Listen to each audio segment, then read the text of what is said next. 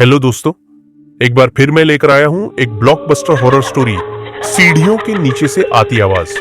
अगर आपने अभी तक चैनल को सब्सक्राइब नहीं किया है तो जल्दी से कर लीजिए। चलिए कहानी शुरू करते हैं।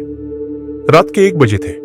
तेज बारिश हो रही थी, बिजली कड़क रही थी और हवाओं की सनसनाहट पूरे गांव में डर का माहौल बना रही थी। रिया 23 साल की एक लड़की अपने पुराने पुश्तैनी घर में अकेली थी। उसके माता पिता एक शादी में बाहर गए हुए थे। वह एक पुरानी किताब पढ़ रही थी कि तभी उसे नीचे तहखाने से किसी के चलने की आवाज आई। थक थक थक। रिया ने सोचा शायद छत से पानी टपकने की आवाज होगी, लेकिन कुछ ही देर में फिर वही आवाज, इस बार और तेज, और उसके साथ एक धीमी सी फुसफुसाहट। उसका दिल जोर जोर से धड़कने लगा। उसने घर की सभी लाइट्स जला दी, लेकिन नीचे तहखाने की लाइट पहले से ही जली हुई थी, जबकि वो कभी भी उस तहखाने में जाती ही नहीं थी। कांपते हाथों से रिया ने दरवाजा खोला जो तहखाने की सीढ़ियों तक जाता था। अंधेरे में वह सीढ़ियों से झांक कर नीचे देखने लगी, लेकिन वहां कुछ नहीं था, बस खाली अंधेरा। मगर आवाज फिर आई। रिया ने डर के मारे तुरंत मुड़कर देखा, कोई नहीं था। रिया नीचे गई। हर कदम पर फर्श करकराता जा रहा था। नीचे पहुंचते ही लाइट टिमटिमाने लगी और अचानक बंद हो गई। अब सब कुछ अंधेरे में था।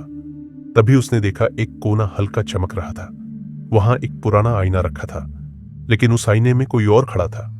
एक लड़की जिसकी आंखें पूरी काली थीं और मुंह से खून टपक रहा था।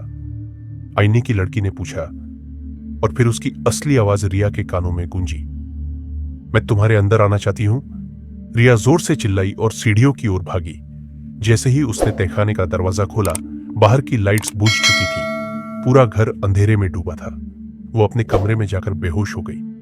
सुबह जब उसके माता पिता लौटे तो रिया बिस्तर पर बैठी थी, आईने के सामने मुस्कुराते हुए, लेकिन उसकी आंखें अब काली थीं और होठों पर खून। अगर तुम भी किसी आईने के सामने अकेले हो तो एक बार पीछे जरूर देखना, क्या पता कोई तुम्हें बदल चुका हो। दोस्तों, हमें उम्मीद है कि आपको यह डरावनी कहानी पसंद आई होगी।